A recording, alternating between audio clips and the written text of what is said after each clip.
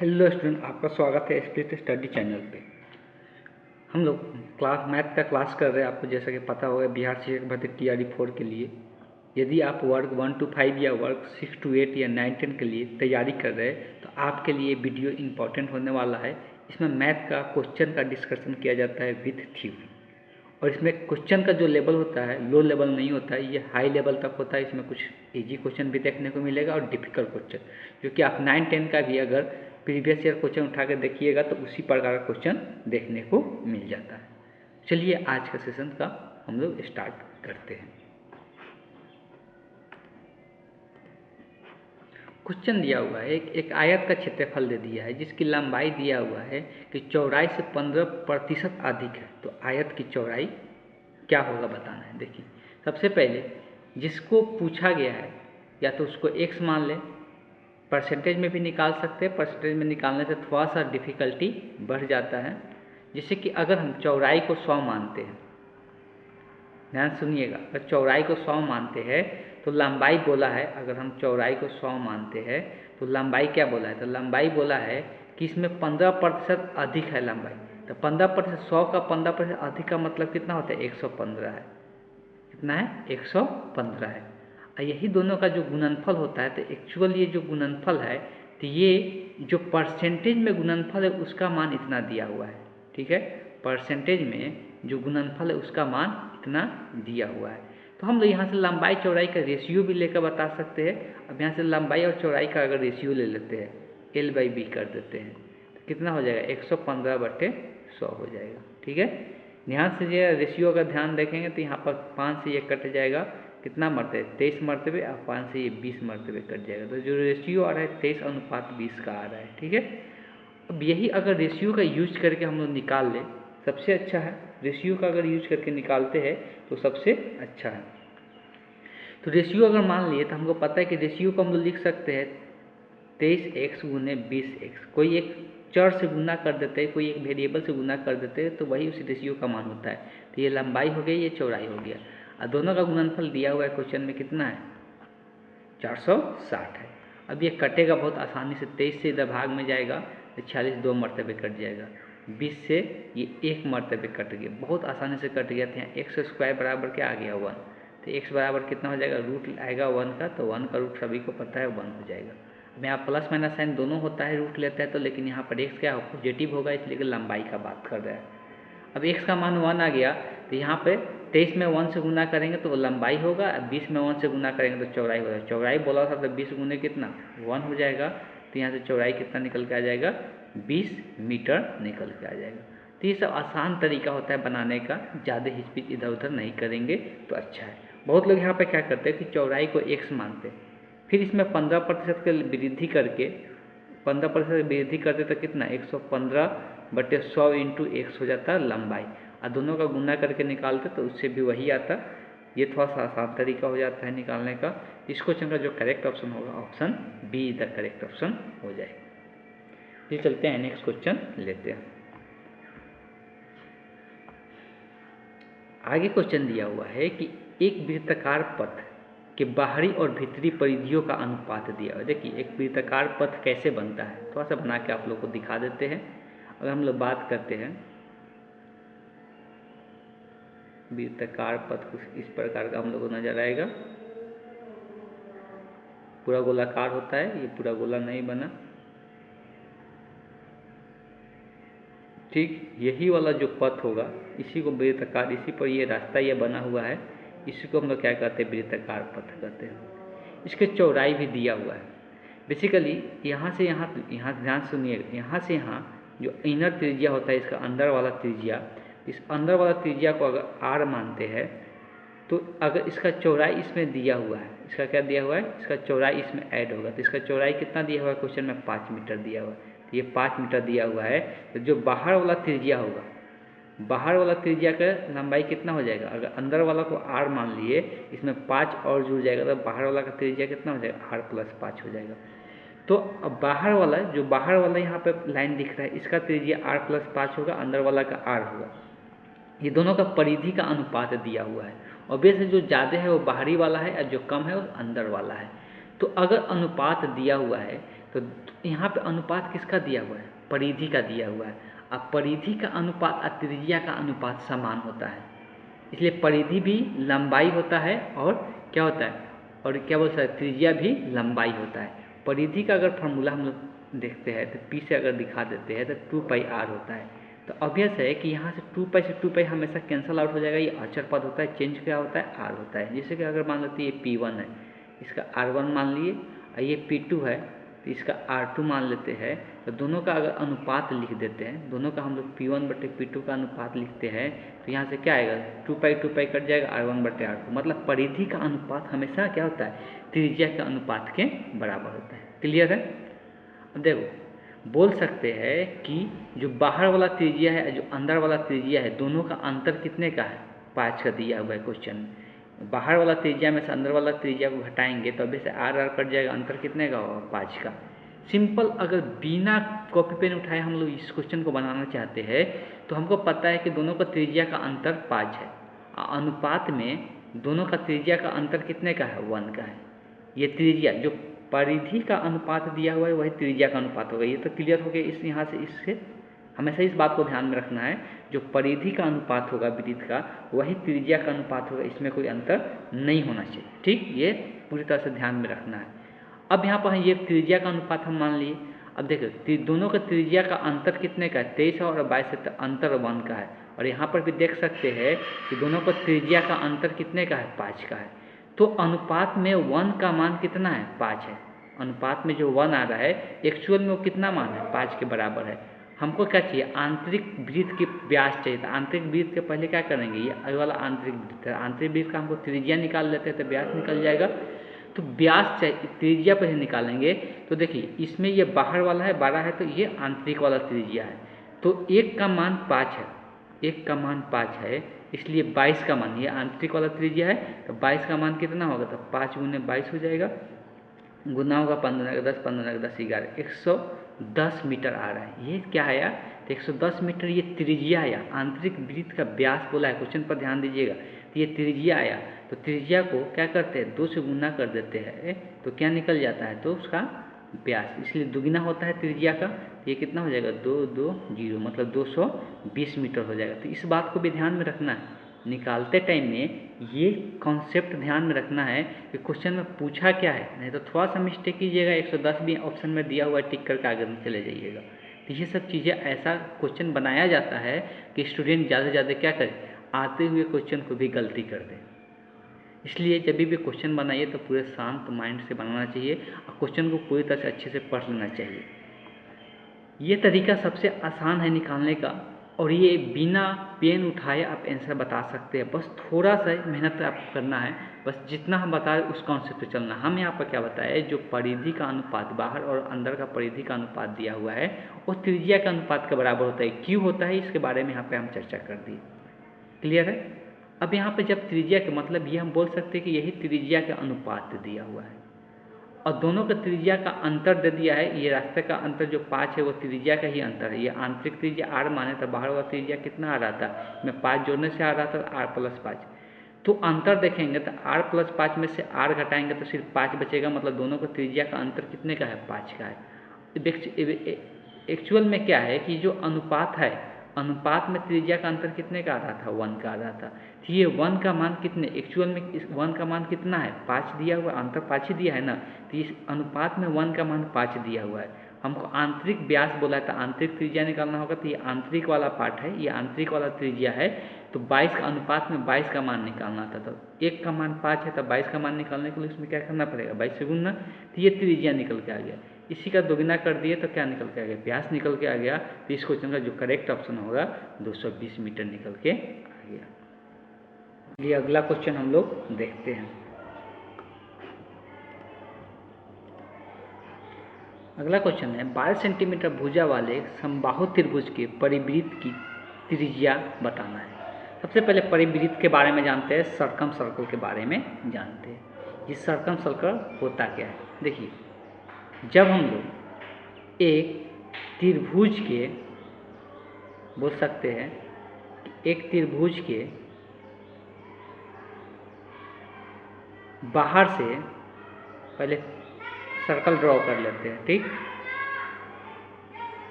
इस सर्कल के अंदर जब हम लोग एक त्रिभुज ड्रॉ करते हैं, इसी को बोलते हैं सरकम सर्कल। इसी को हम लोग क्या कहते हैं, सरकम सर्कल कहते हैं। तो जो सरकम सर्कल होता है उसका त्रिज्या होता है इसके केंद्र से जो यही दूरी होता है, यही इसका क्या होता है, त्रिज्या होता है। तो ये त्रिज्या जो होता है इसको कैपिटल आर से अगर हम लोग दिखाते हैं तो इस आर को निकालने का तरीका क्या होता है। अगर इस त्रिभुज के प्रत्येक भुजा की लंबाई ए बी अगर सी है तो इस त्रिभुज का जो ये आर होगा, इस आर लंबाई निकालने का तरीका होता है रेडियस ऑफ सरकम सर्कल बराबर जो फार्मूला होता है वो होता है a b c divided by 4 into क्षेत्रफल। ए क्या है, इसका क्षेत्रफल है, एरिया है। ए क्या है, क्षेत्रफल है, और ए बी सी क्या है, भुजा के लंबाई है। अब इस फार्मूला को थोड़ा सा और आसान बनाते हैं। जब हम लोग यही फार्मूला किसके लिए, समबाहु त्रिभुज, अगर ये क्या क्या रहेगा, अगर त्रिभुज समबाहु क्या हो, समबाहु, अगर त्रिभुज समबाहु होता है तो हमको पता है उस केस में क्या देखने को मिलता है कि ए बराबर बी बराबर सी, तीनों भुजा की लंबाई क्या हो जाएगा, समान हो जाएगा। मान लेते हैं कि तीनों के तीनों ए के बराबर है, तीनों भुजा की लंबाई क्या हो जाता है, समान हो जाता है। तो सबके जगह हम लोग ए लिख सकते हैं। तो यहाँ से क्या निकल के आएगा, एक और फॉर्मूला याद रखना है, सबके जगह ए लिख देना है, ए। ये भी हमको पता है कि समबाहु त्रिभुज का जो क्षेत्रफल का फार्मूला होता है 3/4 इंटू भुजा के स्क्वायर होता है। तो एक से यहाँ पे 2 से कैंसल आउट हो जाएगा, ये 4 से 4 कट जाएगा। तो अगर समबाहु त्रिभुज हो, अगर सर्कम सर्कल के अंदर जो त्रिभुज होगा वो कैसा होगा, जो ट्रिंगल होगा, अगर वो समबाहु त्रिभुज है तो भुजा को सिर्फ √3 से क्या कर देना है, भाग कर देना है। तो हम लोग क्या निकल के आ जाएगा, तो हम लोग को उसका रेडियस निकल के आ जाएगा, क्या बोलते हैं, त्रिज्या निकल के आ जाएगा। अब ये बहुत सिंपल हो गया, यहाँ पर बोल ही दिया है कि ये समबाहु त्रिभुज है जिसका प्रत्येक भुजा की लंबाई कितना है, 12 सेंटीमीटर है। तो यहाँ से रेडियस का जो निकालने का फार्मूला हो गया a/√3 हो गया। अब यहाँ से मान रख देते हैं, a का मान कितना है 12, तो 12/√3 हो जाएगा। इसका अगर हर परिमेयकरण कर देते हैं, नीचे में कहीं पर भी √3 नहीं दिख रहा है तो इसको रेशनलाइजेशन कर देते हैं। रेशनलाइजेशन करने का मतलब ये होता है जो इरेशनल नंबर होता है, मतलब अपरिमेय संख्या होता है, नीचे में उसको परिमेय संख्या बनाना। तो परिमेय संख्या बनाने के लिए ऑब्वियसली ऊपर में √3 गुने √3 करना पड़ेगा। तो ऊपर में आ जाएगा 12√3 और √3 में √3 से गुना होगा तो ये 3 हो जाएगा, और 3 से 12 4 मरतबे कटेगा। इस तरह से क्या निकल गया, 4√3 निकल के आ गया। तो इतना सेंटीमीटर इसका क्या होगा, त्रिज्या हो जाएगा। अब जल्दबाजी में बहुत बच्चे लोग क्या करते हैं कि यहाँ पर 4√3 नहीं देखा है, 4√2 है, इसी को ऑप्शन टिक करके निकल जाएंगे। लेकिन अगर यहाँ पे बात करेंगे तो आंसर क्या आया है, 4√3 आया है, जो कि इनमें से कोई भी ऑप्शन मैच नहीं कर रहा है। तो इसलिए कौन सा ऑप्शन सही हो जाएगा, option E the correct option हो जाएगा। तो ये कॉन्सेप्ट आपको ध्यान में रखना है। परिवृत्त का मतलब क्या होता है उसको ध्यान में रखना है कि जब एक सर्कल के अंदर एक त्रिभुज को ड्रॉ करते हैं तो उसको हम लोग सर्कम सर्कल के नाम से जानते हैं। ये देखते हैं नेक्स्ट क्वेश्चन क्या है। अगला क्वेश्चन है, एक लंबवृत्तीय बेलन की ऊंचाई 14 सेंटीमीटर दिया और वक्र पृष्ठ का क्षेत्रफल दिया हुआ है। क्षेत्रफल दिया हुआ है कितना है, अब यहाँ पर लिखा वक्र पृष्ठ 704 वर्ग सेंटीमीटर दिया है। इसी से पता चल रहा है कि क्षेत्रफल, जब ये वर्ग सेंटीमीटर में दिया हुआ है तो पृष्ठ का क्षेत्रफल दिया हुआ है और आयतन निकालने का बात हो रही है। देखिए अगर हम लोग बेलन का बात करेंगे तो बेलन का किस क्षेत्रफल निकालिए या आयतन निकाले, दो चीज़ों की आवश्यकता पड़ता है। दो चीज़ें कौन सा आवश्यकता पड़ता है, तो उसका त्रिज्या और ऊंचाई की आवश्यकता पड़ता है। तो क्वेश्चन में ऊंचाई तो दिया हुआ है लेकिन त्रिज्या नहीं दिया हुआ है, इसीलिए त्रिज्या की जगह क्वेश्चन में क्या दे दिया है, तो त्रिज्या की जगह इसमें हम लोग को क्षेत्रफल दे दिया है, जिसका सहायता से हम लोग क्या निकाल सकते हैं, बेलन के त्रिज्या निकाल सकते हैं। ये ऊपर नीचे जो होता है यही बेलन का क्या होता है, व्यास होता है, सॉरी बेस होता है, आधार होता है। यही आधार सर्कुलर, इसका आकृति कैसा रहता है, सर्कुलर रहता है, सर्कल की तरह रहता है। और यही यहाँ जो त्रिज्या बनता है, यहाँ से यहाँ तक का दूरी, यही इसका त्रिज्या कहलाता है। और ऊंचाई का बात करेंगे तो यहाँ से लेके यहाँ तक का ये बेलन के ऊंचाई होता है। इसका दो प्रकार का क्षेत्रफल होता है, एक वक्र पृष्ठीय क्षेत्रफल होता है और एक समतल। मतलब जो आधार का ऊपर और नीचे का क्षेत्रफल होता है वो समतल होता है और वो कैसा होता है, वृत्त का क्षेत्रफल के बराबर होता है। लेकिन वक्र वाला को सिर्फ बात करेंगे तो वक्र वाला कौन होता है, जो साइड वाला जो क्षेत्रफल होता है इसको हम लोग वक्र पृष्ठीय क्षेत्रफल के नाम से जानते हैं। बेसिकली हमको यहाँ पे वक्र पृष्ठीय क्षेत्रफल का ही बात हो रहा है, वही क्वेश्चन में दिया हुआ है। तो अगर हम लोग बात करते हैं बेलन के वक्र पृष्ठ क्षेत्रफल का तो क्या निकल के आता है, ये भी ध्यान में रखना है। बेलन का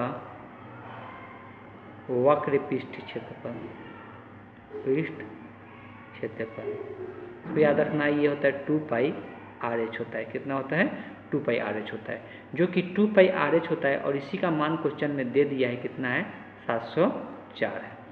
अब इसमें h का मान है, चाहे तो h का मान रख सकते हैं और यहाँ पर पाई का भी मान रख सकते हैं या भी छोड़ भी सकते हैं, जैसा इच्छा है वैसा कर सकते हैं। आयतन निकालना है, आयतन में हम लोग यूज कर लेंगे।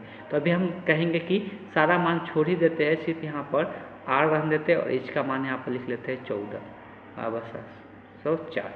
तो r का जो मान यहाँ से निकल के आएगा 704 बटी सब नीचे पाई 2π × 14 हो जाएगा, बस इतना पर अभी छोड़ देते हैं। अब आ जाते हैं बेलन के आयतन का बात कर लेते हैं। ये भी आपको ध्यान में होना चाहिए कि बेलन का आयतन कितना होता है। बेलन का आयतन का बात करेंगे तो इसका फार्मूला होता है πr² × h। अब देखिए यहाँ पे r² टर्म आ रहा है, मतलब ये लेंदी प्रोसेस होने वाला है, इसलिए इसको सिंप्लीफाई ही कर ले। ये हो जाएगा 2 × पाई का मान 22/7 होता है, तो 7 को हम ऊपर लिख लेते हैं, 7 हो गया ऊपर में, 7 से 14 2 मरतबे कटेगा, ये 2 से काट देते हैं तो 3 दूना के 6 1 बचेगा, 5 दूना के 10 2 दूना के 4 352 होगा।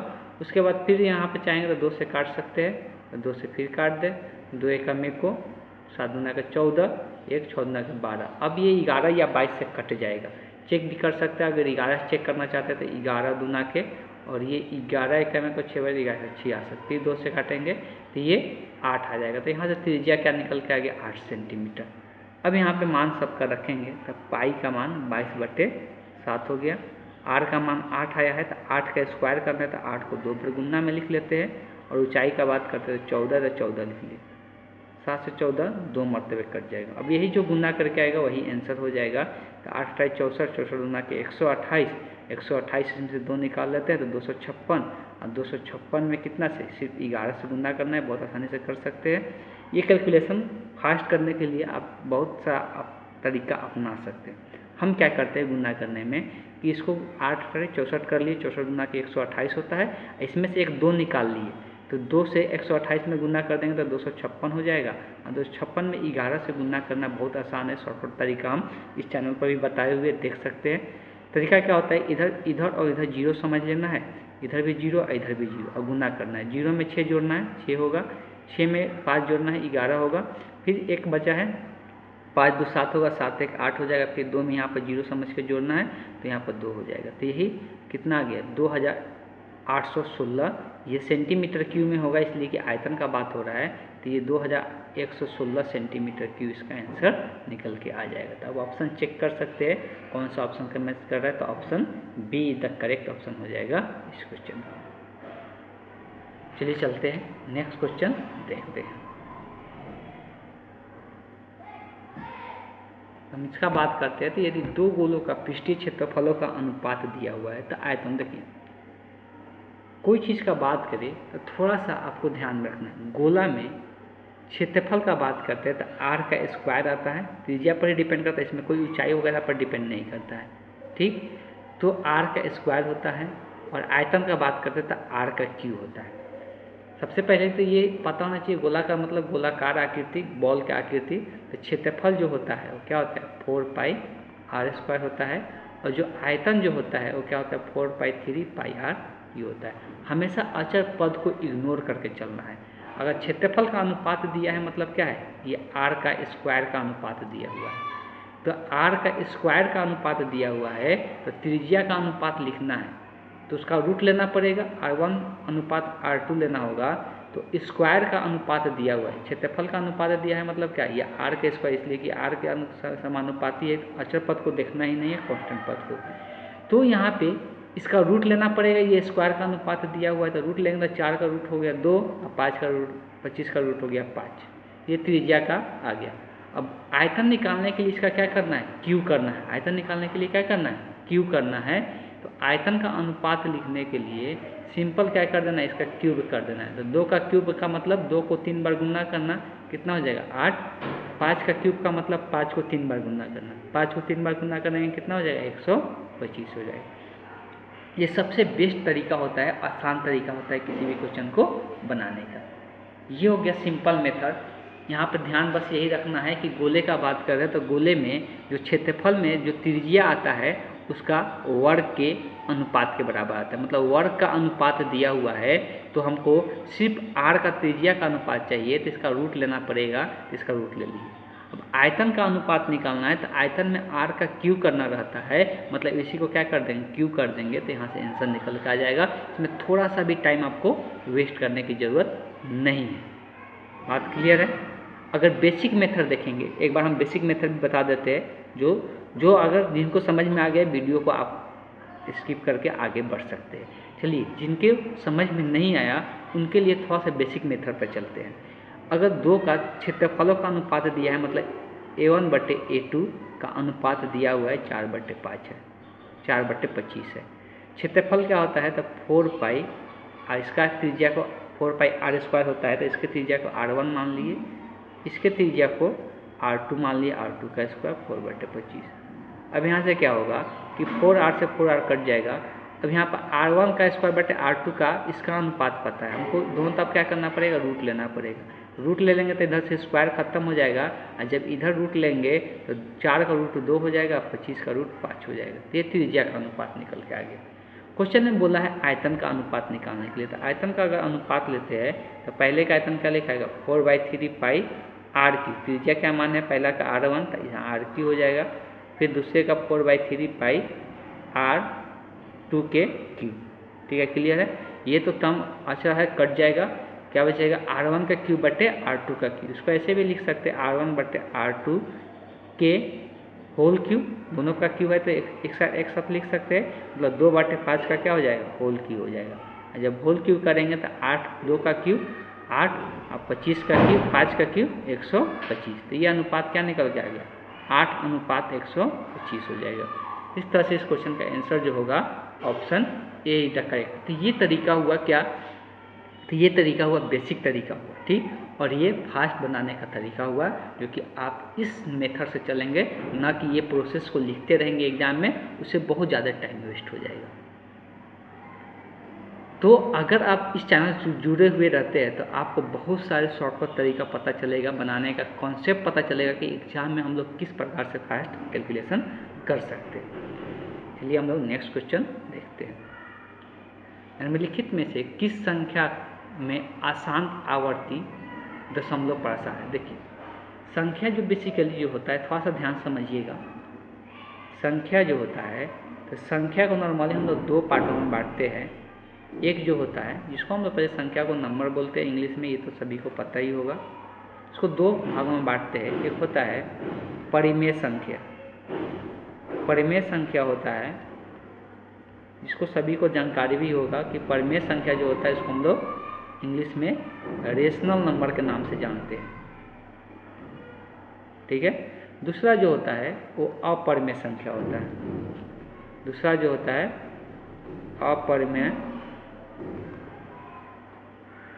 अपरिमेय संख्या होता है, जिसको इंग्लिश में हम लोग इरेशनल के नाम से जानते हैं। इरेशनल नंबर के नाम से हम लोग जानते हैं।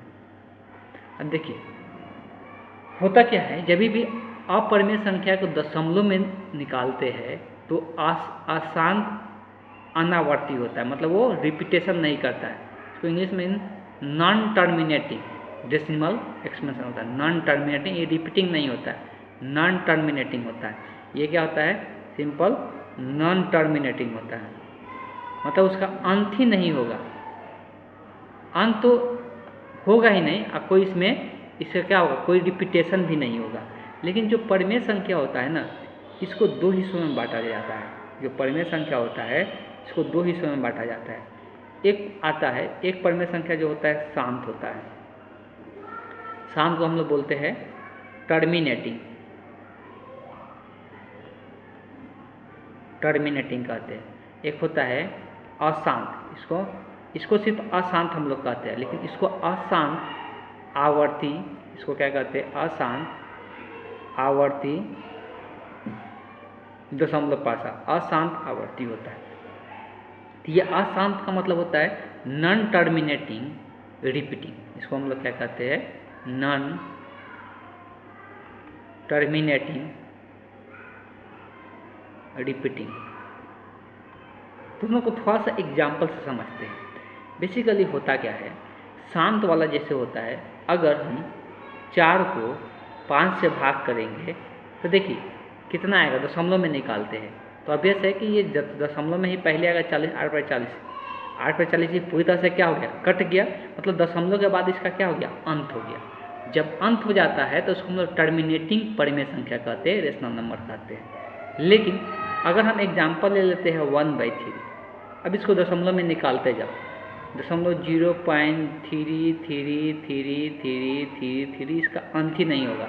लेकिन ये रिपीटेशन हो रहा है, एक ही चीज़ क्या हो रहा है, रिपीट कर रहा है, मतलब अशांत तो है, टर्मिनेट नहीं हो रहा है, अशांत तो है, लेकिन ये क्या कर रहा है, रिपीट कर रहा है, तो उसको हम लोग अशांत आवर्ती कहते हैं। लेकिन हम लोग देख कर कैसे समझेंगे कि ये, अब ऐसे तो सबको दशमलव में निकालते रह जाएंगे, बहुत समय लग जाएगा क्वेश्चन बनाने में, तो हम लोग देख कर कैसे समझेंगे कि वो अशांत है, शांत है कि अशांत आवर्ती। यहाँ पे सबके सब परिमेय संख्या ही हो है, तो सबके सब परिमेय संख्या, तो यही दोनों में से कोई हो सकता है। हमसे पूछ कौन रहा है, इसमें अशांत वाला पूछ रहा है। तो देखिए तरीका क्या होता है, तो शांत दशमलव वाला कैसे पता चलता है, तो शांत कब होगा, कोई भी परिमेय संख्या शांत टर्मिनेटिंग डेसिमल कब होगा, तो शांत होने का एक कंडीशन होता है, जिसके हर में 2 के पावर n हो या 5 के पावर m हो, या एक साथ दोनों रहे, 2 के पावर m 5 के पावर m हो। तो शांत कब होगा, जिसके हर में 2 के पावर n हो या 2 के पावर m हो, मतलब n m कुछ भी हो सकता है, n m यहाँ पर लिख सकते हैं, m n belong to i मतलब होता है इंटीजर, कोई भी इंटीजर लिख दे, सॉरी m और n क्या होना चाहिए, नेचुरल नंबर होना चाहिए, मतलब प्राकृत संख्या होना चाहिए। तो या तो नीचे में यही सिर्फ होना चाहिए, हर में 2 के पावर n होना चाहिए या 2 के पावर 5 के पावर m होना चाहिए, या दोनों एक साथ हो, गुना में 2 भी हो और 5 भी हो, यही रहेगा, तभी जाके क्या होगा, शांत होगा। अदरवाइज ये हमेशा क्या होगा, अशांत होगा, अदरवाइज हमेशा ये क्या होगा, ये अशांत होगा। अब लेकिन ये चेक कब करना है, जब ऊपर नीचे काटने के बाद जो बचेगा ना, तब जाके ये चीज़ें चेक करना है। देखिए यहाँ पे, अब यहाँ पर देखेंगे तो पहले ये कैंसल आउट हो रहा था, पहले काटेंगे, 3 से कटेगा 2 मरतबे, 3 से कटेगा 5 मरतबे, तो ये क्या आ गया, 2/5। तो नीचे में 5 है, नीचे में 5 है ना, तो नीचे में 5 है, तो ये क्या हो जाएगा, शांत हो जाएगा। 5 रहे या 2 रहे, या 5 के कोई घात के रूप में रहे या 2 के घात के रूप में रहे, ठीक। अब अगर इसका बात करते हैं तो ये कैंसल आउट होने वाला है कि नहीं, पहले चेक करना है। देखिए ये 21 जो है 7 से कटेगा, 3 से कटेगा, नीचे तो 3 से कट नहीं रहा है, 7 से कट रहा है, तो 7 से काटेंगे तो 7 3 के 21, 7 से काटेंगे तो 7 चौक 28, 7 चौक 28, तो क्या आ गया, ये 3/40 हो गया। 40 का गुणनखंड करो, 40 का गुणनखंड करेंगे तो क्या क्या आएगा, तो देखो 40 का गुणनखंड करेंगे तो 2 3 बार आएगा, 8 पर 40 होता है ना, मतलब 2 के पावर 3 गुने 5 कर सकते हैं, तो 8 पर क्या आ जाएगा, 40 आ जाएगा। तो यहाँ पर भी देख सकते हैं ये वाला रूप में है, मतलब नीचे में हर में क्या है, 2 के पावर 3 और 5 के पावर 1 यहाँ पे दिख रहा है, मतलब ये भी क्या हो जाएगा, शांत हो जाएगा। जब इस रूप में रहेगा तो शांत हो जाएगा। अब यहाँ पे आते हैं, यहाँ पे क्या है, 62 है, 62 जो है कटेगा 31 या 2 से, इसलिए 62 का गुणनखंड होता है 31 गुने 2, तो ऊपर तो 2 से कट नहीं रहा है, और शायद 31 से भी ये नहीं कटेगा, चेक भी कर सकते हैं, 31 से 4 मरतबे चेक कर सकते हैं, 4 4 3 12, 4 4 3 12, 4 124 है, मतलब 4 से भी नहीं कट रहा है, मतलब 2 से भी नहीं कट रहा है, 4 से, मतलब ये कटने वाला नहीं है। अब देखो 62 को हम लोग क्या लिख सकते हैं, 62 को ज़्यादा 31 गुने 2 लिख सकते हैं, और 5 के पावर 3 है। तो देखिए यहाँ पे 2 है, 5 है, यहाँ पर ये है, लेकिन ये एक्स्ट्रा आ गया। कुछ भी एक्स्ट्रा आएगा तो वो शांत नहीं होगा। यहाँ पे 31 एक्स्ट्रा आ गया ना, अगर ये 31 नहीं रहता, सिर्फ 2 और 5 रहता, या सिर्फ 5 रहता, या सिर्फ 2 रहता, तब जाके वो क्या होता, शांत होता। इसीलिए ये वाला जो ऑप्शन हो गया वो क्या हो गया, अशांत। अशांत आवर्ती होगा, क्या होगा, अशांत आवर्ती होगा। तो यही इस क्वेश्चन का जो करेक्ट ऑप्शन होगा, तो ऑप्शन सी इधर क्या हो जाएगा, करेक्ट ऑप्शन हो जाएगा। तो आपसे ध्यान में रखना है, शांत कैसे पता चलेगा परिमेय संख्या शांत है कि नहीं, तो जिसके हर में केवल और केवल 2 के पावर n होना चाहिए इस रूप में, या 5 के पावर m होना चाहिए, या दोनों गुना में होना चाहिए। इसके अलावा अगर कुछ भी रहता है, इसके अलावा अगर कुछ भी रहता है, कोई भी अभाज्य संख्या नीचे में रहेगा, गुणनखंड जब करेंगे तो वो क्या हो जाएगा, वो अशांत आवर्ती परिमेय संख्या बन जाएगा। याद रहेगा। चलिए चलते हैं, नेक्स्ट क्वेश्चन देखते हैं। ये एक डिफ़िकल्ट क्वेश्चन दिया हुआ है, थोड़ा सा इसको लॉजिकली बहुत अच्छे तरीके से सोचना पड़ेगा, तभी जाके आप क्वेश्चन को ये समझ सकते हैं। सबसे पहले बोल दिया है कि ये जो बहुपद दिया हुआ है, ये द्विघात बहुपद ही दिया हुआ है, क्वाड्रेटिक पॉलिनोमियल ही ये दिया हुआ है। और क्वाड्रेटिक पॉलिनोमियल में बोल दिया है कि इसका कोई भी वास्तविक शून्य नहीं है, मतलब इसका जो शून्यक है, जो जीरोज है, कोई वास्तविक नहीं होता है। तो शून्यक वास्तविक कब नहीं होता है, जब डिस्क्रिमिनांट जो डी होता है वो 0 से छोटा होता है, तो शून्यक उसका वास्तविक नहीं होता है। सभी को डी का फॉर्मूला सभी को पता है कि डी का जो फॉर्मूला होता है बी स्क्वायर माइनस 4ac होता है। डी का फॉर्मूला क्या होता है, तो बी स्क्वायर माइनस 4ac होता है। तो इसका मान 0 से छोटा होना चाहिए, तभी जाकर वास्तविक शून्यक नहीं हो सकता। साथ में साथ ये भी कंडीशन दे दिया है कि ये ए बी और सी का योगफल जो होना चाहिए 0 से छोटा होना चाहिए।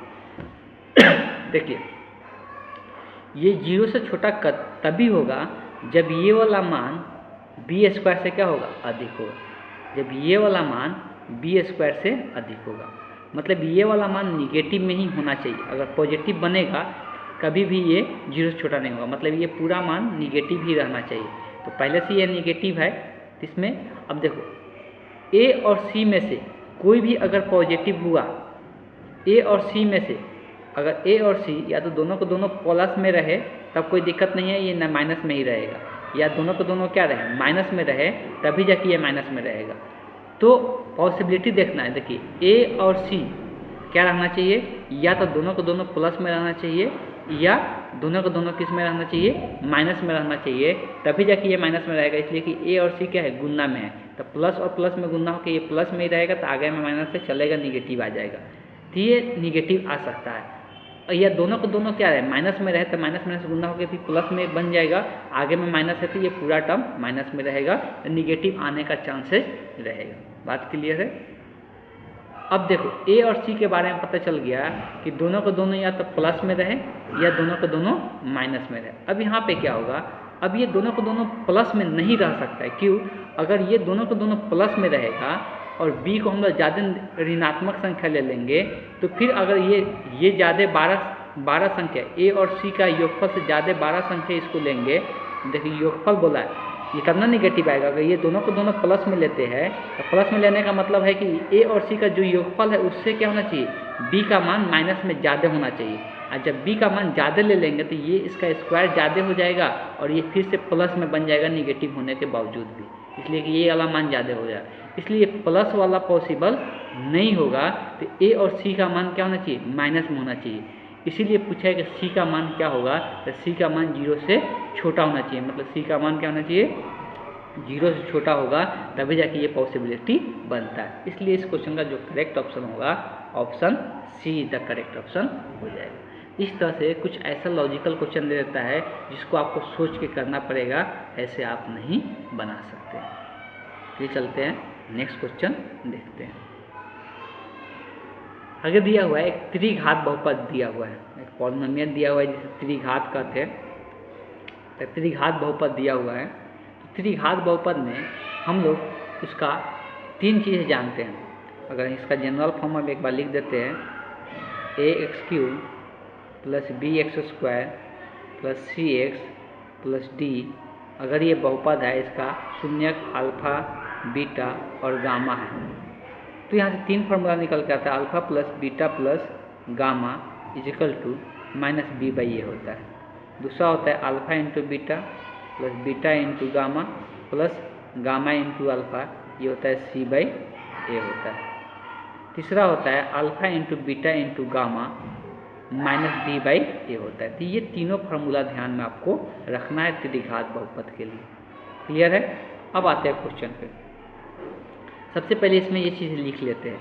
एक तो यहाँ पर निकलेगा alpha plus beta plus gamma, तो अल्फा प्लस माइनस बी का मतलब क्या है कि जो एक्स स्क्वायर के आगे है वो बी होगा, तो ये माइनस पी है, तो पहले से माइनस है फिर से माइनस पी होगा, तो माइनस पी लिखाएगा यहाँ पर और डिवाइडेड बाई में ए, तो एक्स क्यूब के आगे वाला जो टर्म होगा, तो एक्स क्यूब के आगे कुछ भी नहीं लिखा है, मतलब कितना होता है 1 होता है, तो बट्टे में 1 हो जाएगा, तो यहाँ पर पी निकल के आ गया।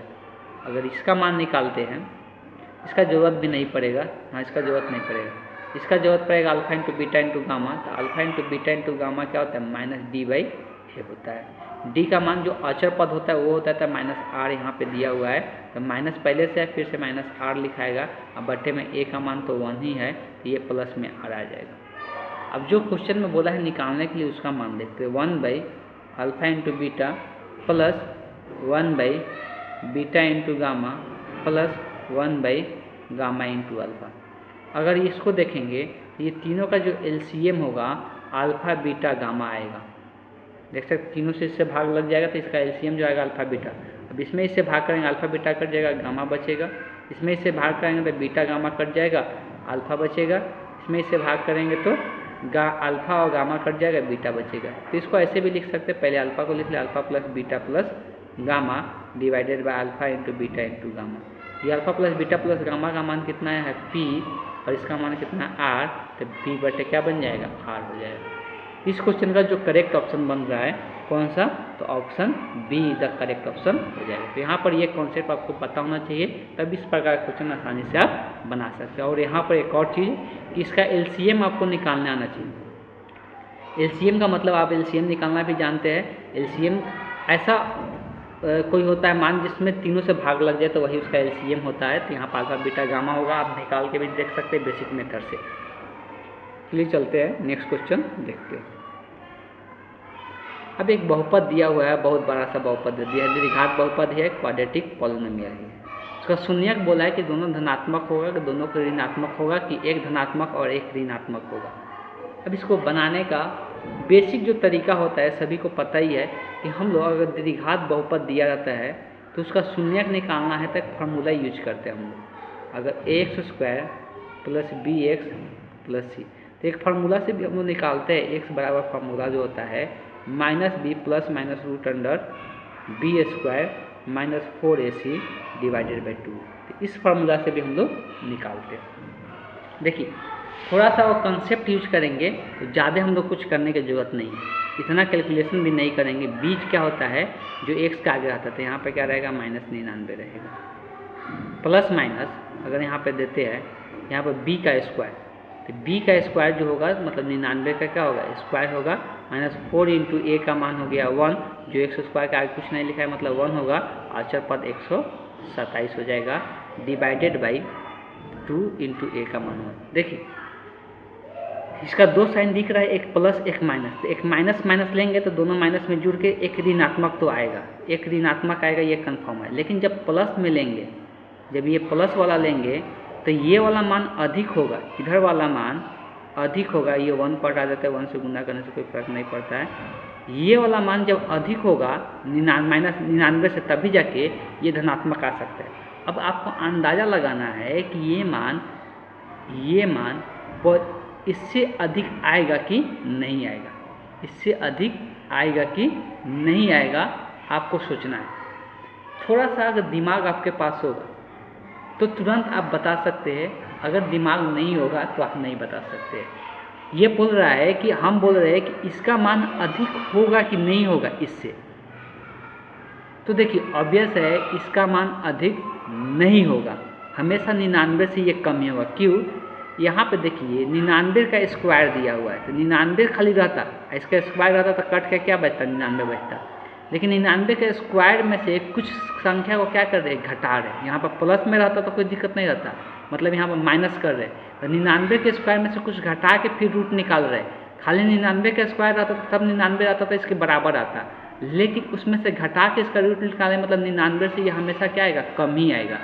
तो ये माइनस में ज़्यादा है और प्लस में कम आएगा, तो अब ये है कि ऋणात्मक ही मान आने वाला है। एक तो पहले से माइनस माइनस रहेगा तो ऋणात्मक हो ही गया, और दूसरा भी क्या आने वाला है, ऋणात्मक मान ही आने वाला है। अब इसको एग्जाम में सॉल्व करने मत बैठ जाइएगा, ऐसे ही दिमाग लगाना होगा, पहले बोल दे रहे। अगर यहाँ पर सॉल्व करना बैठिएगा 99 का स्क्वायर निकाल के फिर हटा के चेक कीजिएगा प्लस में आ रहा है कि माइनस में आ रहा है, वैसे निकालेंगे तो निकालते रह जाएंगे।